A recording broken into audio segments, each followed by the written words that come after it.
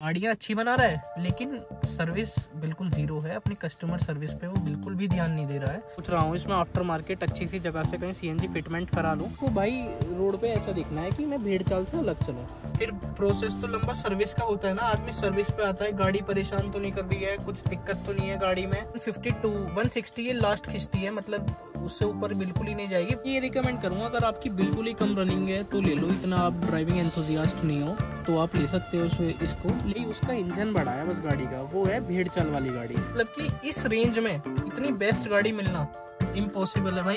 Hello भाई, मैं हूँ विजय सरवा और आज हमारे सामने खड़ी है कोरियन एसयूवी। हाँ भाई, सफोमीटर एसयूवी के सामने खड़े हैं आज हम, और आज इसका ना एक ओनरशिप रिव्यू लेने वाले हैं। ये मैं आप लोगों को बता दूं, हुंडई की वेन्यू है। वेन्यू 1.2 लीटर पेट्रोल इंजन वाली है। ये सेम एस वेरिएंट है जो कि मेरे पास भी है। मेरे पास ब्लैक कलर में और भाई के पास व्हाइट कलर में है। आज इसके ओनर को इस गाड़ी को लिए हुए भाई हो चुके हैं पूरे 6 से 7 महीने, और 6-7 महीने में उनका कैसा कुछ एक्सपीरियंस है वो आज हम भाई से जानने ही वाले हैं। पहले से मैं आप लोगों को थोड़े से की फीचर्स भी बता देता हूँ गाड़ी के अंदर 195 mm का ग्राउंड क्लियरेंस है, 350 लीटर का बूट स्पेस है, 1.2 लीटर का जो इंजन है वो निकालता है 82 bhp, 113 Nm का टॉर्क। तो भाई थोड़ा सा इंट्रोडक्शन दे दो एक बार ओनर भाई। नमस्कार भाई, मेरा नाम आर्यन त्यागी, मैं मोदी नगर से बिलोंग करता हूँ और मैं इस हुंडई वेन्यू एस वेरिएंट का ओनर हूँ। तो आर्यन भाई मुझे सबसे पहले यही बताओ कि ये हुंडई वेन्यू आपने कब ली थी? ये ली थी बड़े भाई 1 जनवरी 2025 को। गाड़ी कितने रुपए की पड़ गई थी? ये गाड़ी पड़ गई थी मेरे को डिस्काउंट करके 1070 के आसपास, 10,70,000 रुपए की। 10,70,000 रुपए में आप एक सफोमीटर एसयूवी लेके आए जो कि भाई मतलब आपको हुंडई के ब्रांड से मिली। और क्या क्या देखा था मार्केट के अंदर? भाई मार्केट में बहुत गाड़ियां आती हैं सब 4 मीटर कॉम्पैक्ट एसयूवी में। भाई ब्रीजा देखी, सोनेट देखी, और आपकी जो मेनली जो एसयूवी आती हैं कॉम्पैक्ट एसयूवी सारी सी देखी, लेकिन जो मन था वो वेन्यू का ही था। बिकॉज इतना स्मूथ और रिलायबल इंजन है इनका बहुत ज़्यादा, तो इसलिए इसको ही लेने का विचार करा और यही ले ली रिलायबल इंजन की वजह से। सबसे पहले मैं यही पूछना चाहता हूँ, 1.2 लीटर का जो इंजन है इस पे कैसे दिल कर गया? क्योंकि मैं अपना ऑनेस्ट ओपिनियन अगर मैं बता दूं, मैं भी इस गाड़ी को 2 साल के करीब होने वाले हैं यूज़ करते हुए। सबसे ज़्यादा थका हुआ इंजन है ये इस इंडस्ट्री के अंदर। ये गाड़ी सिर्फ 1.2 लीटर इंजन के साथ इसलिए आती है क्योंकि हुंडई को ये गाड़ी सस्ती करके बेचनी थी। ये इस गाड़ी के अंदर कुछ पावर फील नहीं होती। आपको कैसी पावर फील होती है इस गाड़ी के अंदर? पावर तो इसमें फील नहीं होती, ये तो आप बिल्कुल सच बोल रहे हो, लेकिन वो वाली बात है, अपनी रनिंग थोड़ी कमी है और ज़्यादा इतना कुछ शौक भी नहीं है भगाने का। और टर्बो जब आपको पता ही है, जब ये 1.2 में माइलेज नहीं देती तो भाई टर्बो में और डीजल में भाई आपको पता ही है आजकल न्यू रूल्स आ रहे हैं गवर्नमेंट के, तो इस बात के डर से कि डीजल बंद ना हो जाए, तो यही रीज़न था पेट्रोल लेने का स्पेशली। मुझे सबसे पहले अब ये बताओ कि ये माइलेज वगैरह क्या दे देती है इस इंजन के साथ? माइलेज बड़े भाई सिटी में देती है 10 का और हाईवे पे देती है 15 का। 10 का और 15 का? बिल्कुल। प्यार से चलाने पे, रगड़ के चलाने पे? कैसे चला लो, 1-2 का अंतर आएगा बस। 1-2 का अंतर आएगा या फिर 14 का, इतना डिफरेंस आएगा। मतलब अगर आप इसे नॉर्मल रनिंग के साथ, लाइट फुट के साथ चलाओगे तो 15 का आराम से ही निकाल के दे देगी।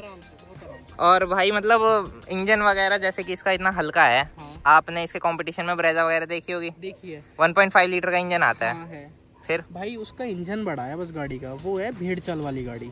आपको पता है हर आदमी आज की डेट में ब्रीजा लिए घूम रहा है। मेरे को भाई रोड पे ऐसा दिखना है कि मैं भेड़ चाल से अलग चलूँ, क्योंकि ब्रीजा इतनी कॉमन गाड़ी है, इंडिया की सबसे कॉमन गाड़ी है। वैगनर सीएनजी और ब्रीजा ही है, ये दोनों गाड़ियाँ ही ऐसी हैं जो सबसे कॉमन है इंडिया में आजकल। तो इसीलिए ये रीज़न था मेरा। स्पेशली वेन्यू इतनी प्रीमियम फील होती है भाई अंदर से आप बैठना, और ब्रीजा के टॉप वेरिएंट में बैठना और इसके मिड वेरिएंट में या सेकंड बेस वेरिएंट में बैठना, इतनी प्रीमियम फील होती है भाई ये बैठने में, और चलाने में इतनी हैवी फील होती है, बहुत अच्छी फील होती है जिस हिसाब से जिस प्राइस पॉइंट में आती है स्पेशली। आर्यन भाई ये फर्स्ट कार है या फिर इससे पहले कोई गाड़ी रखते थे? बड़े भाई इससे पहले स्विफ्ट चलाते थे, ऑटोमेटिक VXI वेरिएंट, लेकिन उसके अंदर आपको सीएनजी वगैरह देखने के लिए मिल जाती है। सीएनजी का विचार नहीं बना गया क्योंकि बहुत ज़्यादा सस्ती पड़ जाती है रनिंग। आप सही बोल रहे हो, सीएनजी का विचार बन रहा है ज़रूर मेरा। मैं सोच रहा हूँ इसमें आफ्टर मार्केट अच्छी सी जगह से कहीं सीएनजी फिटमेंट करा लूँ, लेकिन अभी इतनी कुछ रनिंग ज़्यादा मेरी बढ़ नहीं रही है। आप देख रहे हो ये अभी इतनी कुछ ज़्यादा चली भी नहीं है जिस हिसाब से इसको टाइम हुआ है गाड़ी को लिए हुए। तो जैसा मेरी रनिंग बढ़ेगी या तो मैं डीजल कार पे स्विच करूंगा अगर उस टाइम पे डीजल कार रही, वरना मैं इसमें ही आफ्टर मार्केट सीएनजी लगवा लूँगा। और भाई ने अभी 8,000 किलोमीटर कुछ चला लिया गाड़ी, 9 महीने के अंदर 8,000 किलोमीटर चला लिया। मतलब ठीक ही है रनिंग, 1000 किलोमीटर महीने के हिसाब से अगर हम मान के चले, पेट्रोल गाड़ी की इतनी ही होती है। अब आ जाओ भाई एक बार और मुझे ये बताओ, जैसे कि इस गाड़ी के अंदर आपको अपना 350 लीटर का बूट स्पेस देखने के लिए मिल जाता है जी, और 350 लीटर का बूट स्पेस क्या आपको सेटिस्फाई कर पाता है? बिल्कुल कर देता है, पार्सल ट्रे हटा के बिल्कुल कर देता है। पार्सल ट्रे लगवा रखी है आफ्टर मार्केट? मैंने बीच में लगवाई थी जब कार ली थी न्यू, फिर मैंने हटा दी थी पार्सल ट्रे, मेरे को अच्छी नहीं लगती। फैमिली में कितने लोग हो? मैं, मेरी मदर, मेरे फादर, बस 3 आदमी हैं। तो 3 आदमियों के हिसाब से तो सफिशिएंट है ये। और इस गाड़ी के अंदर आपको मतलब ये सेकंड बेस वेरिएंट है। सेकंड बेस वेरिएंट का कैसे विचार बन गया? Value for money. Value for money मतलब हाँ, वैल्यू फॉर मनी तो है ही। आपको 60/40 स्प्लिट सीट्स, 5 अपने headrest, screen infotainment display, digital meter, TPMS, सब कुछ ही मिल रहा है इस गाड़ी के अंदर। अब भाई इधर आ जाओ और मुझे ये बताओ कि इस गाड़ी के अंदर आपको कंफर्ट वगैरह कैसा देखने के लिए मिलता है? कंफर्ट गाड़ी के अंदर बहुत अच्छा है, ब्रीजा से बहुत नेक्स्ट लेवल कंफर्ट है इसके अंदर। ब्रीजा से नेक्स्ट लेवल कंफर्ट है। ब्रेजा के अंदर देखो पीछे स्पेस वगैरह कुछ खास नहीं है, इसके अंदर स्पेस वगैरह कैसा है भाई? मतलब कंफर्ट वगैरह कैसा लगता है? भाई 4 आदमियों के लिए बहुत कंफर्टेबल है ये। 5 नहीं बैठ पाएंगे, मतलब 4 आदमी और एक छोटा बच्चा। 4 आदमी और एक छोटा बच्चा बहुत ही आराम से बैठ के जा सकते हैं इसमें। काफी लंबी लंबी ट्रिप्स मार रखी है मैंने भी जी। मैं भाई मनाली लेके गया था गाड़ी को, उज्जैन लेके गया हूँ गाड़ी को, मैं नैनीताल लेके गया हूँ। मुझे तो इस गाड़ी के अंदर सिर्फ एक इंजन की ही कमी लगती है। सेम हेयर भाई, बिल्कुल यही, मेरे को भी यही प्रॉब्लम लगती है जो आपको लगती है। और आप अभी पूछ रहे थे ब्रीजा के बारे में, मैं आपको एक इंसिडेंट बताता हूँ। हम जयपुर जा रहे थे भाई, आप यकीन नहीं मानोगे, गाड़ी 150 की स्पीड पे चल रही थी। ये वेन्यू 152 160 ये लास्ट खिंचती है, मतलब उससे ऊपर बिल्कुल ही नहीं जाएगी। 140 के बाद तो ये बिल्कुल रो रो के चढ़ती है। मतलब कि आप यकीन नहीं मानोगे, 150 की स्पीड पे इतनी स्टेबल थी जिसका कोई हिसाब ही नहीं है। मतलब कि इस रेंज में इतनी बेस्ट गाड़ी मिलना इम्पॉसिबल है भाई। बस एक इंजन स्पेक्स, इंजन पावर को छोड़ के वैसे गाड़ी बहुत ज़्यादा अच्छी है, मतलब हर चीज़ में अच्छी है। जैसे 1070 का आप प्राइस बता रहे हो जी, 1070 में मेरे हिसाब से इसके अलावा क्या फिर आपको स्विफ्ट देखने के लिए मिलती है टॉप मॉडल? जी नहीं, 1070 में मेरे को ब्रीजा मिल रही थी, बेस वेरिएंट मिल रहा था, और कुछ 30-40-50 हज़ार रुपये डाल के मेरे को VXI भी मिल जाता उसका। तो भैया बात ये थी मेनली, तो मेरे को ब्रीजा लेनी ही नहीं थी, क्योंकि ब्रीजा मेरे को इतनी कुछ खास गाड़ी लगती नहीं है ना। और क्या बोलते हैं, इतनी कॉमन गाड़ी हर आदमी पे ब्रीजा है। कुछ लो तो भाई हटके तो लो, है ना। हर आदमी पागल है कि बड़ा इंजन में CNG है, दब के नहीं चलेगी। ये सब बातें बोलने की होती हैं। गाड़ी थोड़ी मजबूत भी तो होनी चाहिए। गाड़ी बेशक वो गाड़ी 5 स्टार 4 स्टार या 5 स्टार है, इतना मेरे को नहीं पता, लेकिन गाड़ी वो बहुत हल्की फील होती है गाड़ी, क्योंकि उसके दरवाजे वगैरह बहुत हल्के फील होते हैं। वेन्यू के दरवाजे वगैरह अच्छे फील होते हैं और आपको एक प्रीमियम फीलिंग आती है इस गाड़ी के अंदर। बहुत भाई बोलेंगे ब्रेजा की इतनी बात क्यों कर रहे हो? भाई इस गाड़ी का डायरेक्ट कंपटीशन ब्रेजा और नेक्सॉन ही है। नेक्सॉन नहीं सोची भाई पेट्रोल में? नेक्सॉन भाई टाटा की गाड़ी से तो भाई राम बचाए। टाटा की गाड़ियाँ बिल्कुल अच्छी नहीं लगती। टाटा की सर्विस बिल्कुल ज़ीरो है, बिल्कुल बेकार सर्विस है। टाटा की गाड़ियाँ बिल्कुल ही बेकार है। मैं तो देखो, कोई मेरे को बोलेगा कि तू देशद्रोही है, ऐसा नहीं बोलना। टाटा गाड़ियाँ अच्छी बना रहा है, लेकिन सर्विस बिल्कुल ज़ीरो है। अपनी कस्टमर सर्विस पे वो बिल्कुल भी ध्यान नहीं दे रहा है। तो कोई भाई टाटा से देख रहा हो तो ज़रूर अपने कस्टमर सर्विस को इम्प्रूव करो। भाई जैसे टाटा की सर्विस की बात हो गई बहुत देर से कि टाटा का ऐसी सर्विस है वैसी सर्विस है। अब आपकी गाड़ी हुंडई की वेन्यू है, ये यहाँ पे बनी हुई भी आती है इसके डिजिटल इंस्ट्रूमेंट क्लस्टर में। सर्विस आ रही है यहाँ पे लिखी हुई। सर्विस कैसी है हुंडई की? बहुत बढ़िया सर्विस है हुंडई की, सच में।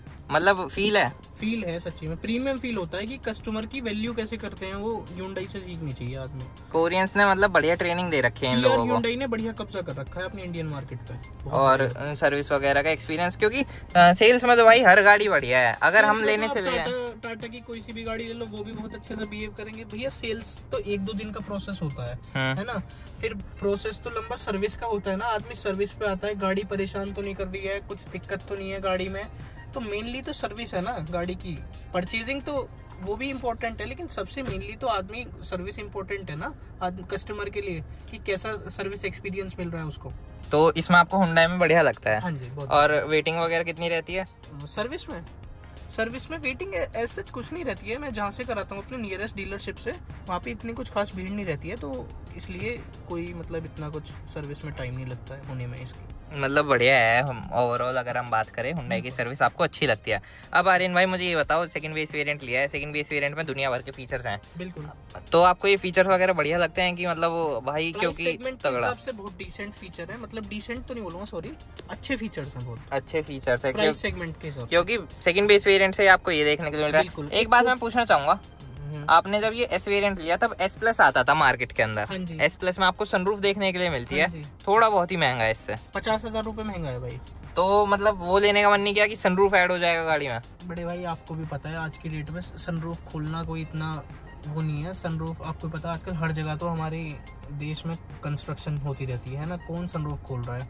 और आजकल तो आपको पता है प्रशासन इतना सख्त है, सनरूफ वगैरह खोलने पे चालान हो जाते हैं, ऐसे ही ऑनलाइन पता भी नहीं चलता है ना। हाँ, और मतलब यूजलेस है इंडिया के हिसाब से। देखो मैं अपना पर्सनली बताऊं, मेरे को यूजलेस फीचर लगता है सबसे ज्यादा सनरूफ। मैं आपसे ये पूछना चाहूंगा कि आप जैसे इस गाड़ी को लंबे से लंबा कितना लेके गए हो आज तक? लंबी से लंबा ये जयपुर गई हुई है। जयपुर गई हुई है। मतलब ये जब हम जयपुर गए थे ये 1200-1300 किलोमीटर चल के आई है वन वे में, मतलब कि रुक रुक के चली है लेकिन चल के आई है इतनी। मतलब एक ट्रिप पे आपने 1200-1300 किलोमीटर चलाई थी ये गाड़ी। 1200-1300 किलोमीटर में गाड़ी का कंफर्ट कैसा फील होता है? क्योंकि जब हम रेगुलरली चली ही रहे हैं 1200-1300 किलोमीटर, ऐसे तो है नहीं कि हमने एक महीने में किए हैं, फिर 4 दिन में करके आए हो 1200-1300 किलोमीटर। कंफर्ट कैसा फील होता है? 4 आदमी गए थे हम, मैं, मेरी मदर, मेरे फादर और एक मेरा भाई था, वो गए थे। 4 आदमी गए थे, उस हिसाब से बहुत कंफर्टेबल गए, बहुत कंफर्टेबल आए। अच्छा, और गाड़ी ने माइलेज क्या दिया था उस टाइम?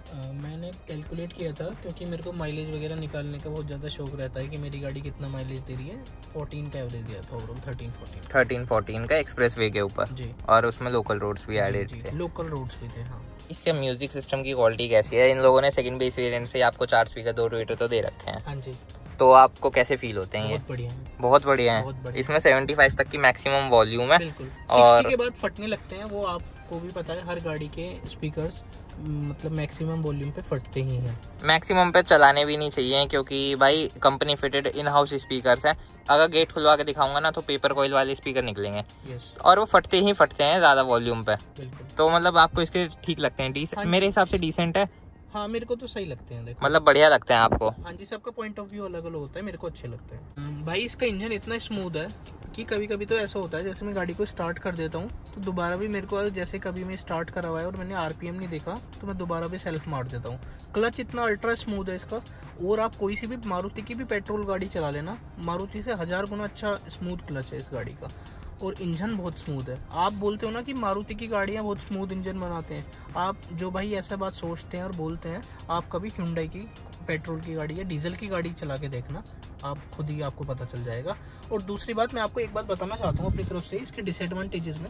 जब भी भाई मैं इसका बैक गियर एंगेज करता हूँ तो इसका देखो अब तो लग गया है इसका बैक गियर, लेकिन जब भी मैं कभी भी एंगेज करता हूँ तो इसका बैक गियर अटकता ही है हमेशा ही। मतलब हमेशा तो नहीं बोलूँगा मैं, लेकिन आधे टाइम अटकता है इसका बैक गियर। पता नहीं ये क्या प्रॉब्लम है, ये बात मैं इस बार जब 10,000 वाली सर्विस पे जाऊंगा तो मैं जरूर कंपनी में बोलूंगा इस बात को। आर्यन भाई, गाड़ी की तारीफें बहुत हो गई, थोड़े से ना मुझे नेगेटिव्स बता दो गाड़ी के। नेगेटिव, सबसे बड़ा नेगेटिव तो इसका यही है, इंजन की पावर की कमी होती है, महसूस होती है बहुत ज्यादा। ये रिकमेंड करूंगा, अगर आपकी बिल्कुल ही कम रनिंग है तो ले लो, इतना आप ड्राइविंग एंथुसियास्ट नहीं हो तो आप ले सकते हो इसको। लेकिन मेरा तो ये है, अब तो जैसे न्यू GST नॉर्म्स आ गए हैं तो आप इसका डीजल वेरिएंट चूज करें एस ऑप्शनल डीजल। अब वो आपको 11.5-12 तक मिल सकता है। और मतलब गाड़ी 11.5-12 लाख रुपए में बढ़िया लगती है। इसके अलावा कोई नेगेटिव फील होता हो?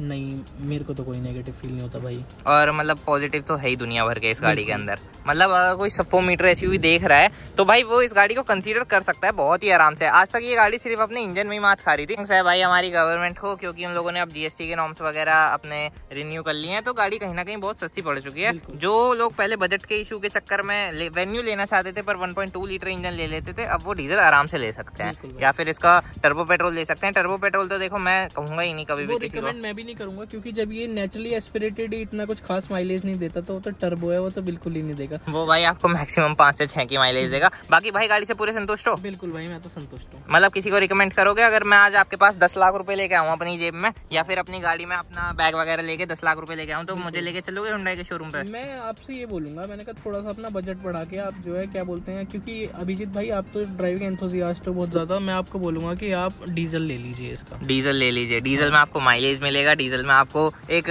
जो पावर होती है ना, क्योंकि डीजल के अंदर 115 bhp और 250 Nm का टॉर्क आता है, वही सेम इंजन है जो कि क्रेटा के अंदर आपको देखने के लिए मिलता है, वो फील ही अलग करा देता है। तो भाई मतलब आप फुली सेटिस्फाइड हो ना? हाँ भाई, मैं तो मिलके बहुत ही बढ़िया लगा भाई से। भाई मेरे को भी। और भाई की गाड़ी का ओवरऑल यही था रिव्यू। भाई पूरे संतुष्ट है अपनी गाड़ी से और भाई को मजा आ रहा है Hyundai वेन्यू चलाने में, जिसे भाई ने लिया था भाई जनवरी के अंदर। वीडियो अगर अच्छा लगा हो तो यहाँ पे 1-2 वीडियो और सजेस्ट हो रहे हैं, आप उन्हें भी देख सकते हो।